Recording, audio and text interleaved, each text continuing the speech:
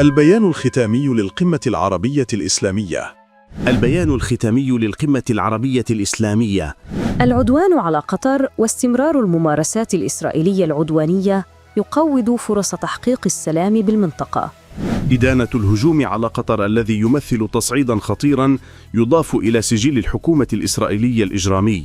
التضامن المطلق مع قطر والوقوف معها في كل ما تتخذه للرد على العدوان الإسرائيلي لحماية أمنها وسيادتها. الهجوم على قطر يمثل اعتداء على الجهود الدبلوماسية ويقوض جهود الوساطة لاستعادة السلام. الإشادة بالموقف الذي انتهجته قطر في تعاملها مع هذا الاعتداء والتزامها بالقانون الدولي.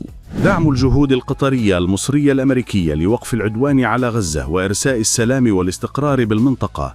الإشادة بالمبادرات المتعددة التي تبذلها قطر إقليمياً ودولياً لتعزيز مكانتها كطرف داعم للسلام. الرفض القاطع لمحاولات تبرير العدوان الذي يهدف لإفشال المساعي الجادة للتوصل لحل سياسي ينهي الاحتلال.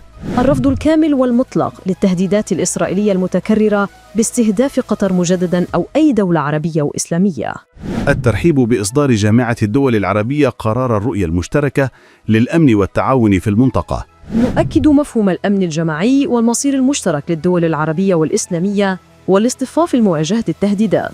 محددات أي ترتيبات إقليمية مستقبلية يتعين أن تراعي تكريس مبادئ القانون الدولي. محددات أي ترتيبات إقليمية يتعين أن تراعي علاقات حسن الجوار واحترام سيادة الدول. ضرورة تسوية النزاعات بالطرق السلمية وإنهاء الاحتلال الإسرائيلي لجميع الأراضي العربية.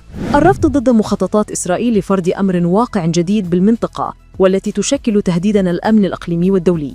إدانة أي محاولة إسرائيلية لتهجير الشعب الفلسطيني تحت أي ذريعة من أراضيه المحتلة عام 1967. تهجير الشعب الفلسطيني جريمة ضد الإنسانية وانتهاك صارخ للقانون الدولي وسياسة تطهير عرقي مرفوضة.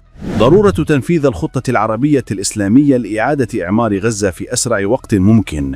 إدانة سياسة الحصار والتجويع الذي تمارسه إسرائيل واعتبارها جريمة حرب تستوجب تحرك المجتمع الدولي. التحذير من التبعات الكارثية لأي قرار إسرائيلي بضم أجزاء من الأراضي الفلسطينية. ضرورة تحرك المجتمع الدولي لوضع حد للاعتداءات الإسرائيلية المستمرة لسيادة الدول وأمنها. رفض الخطاب الإسرائيلي الذي يوظف الإسلاموفوبيا لشرعنة استمرار انتهاكاته.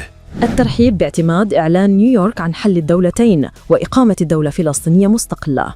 دعم الوصاية الأردنية على الأماكن المقدسة الإسلامية والمسيحية في القدس. ضرورة العمل لتثبيت المقدسيين على أرضهم ودعم لجنة القدس برئاسة العالي المغربي. التأكيد على أن السلام بالشرق الأوسط لن يتحقق بتجاوز القضية الفلسطينية أو تجاهل حقوق الفلسطينيين. ندعو المجتمع الدولي لتحمل مسؤوليته القانونية لإنهاء الاحتلال ووضع جدول زمني ملزم لذلك. الدعوة إلى مراجعة العلاقات الدبلوماسية مع إسرائيل بعد الهجوم على قطر. دعوة جميع الدول إلى تعليق تزويد إسرائيل بالأسلحة والذخائر. تنسيق الجهود الرامية إلى تعليق عضوية إسرائيل في الأمم المتحدة. اشترك في قناتنا ليصلك كل جديد. شبكة نيوز الإخبارية، نحن أفضل تلخيصاً للخبر.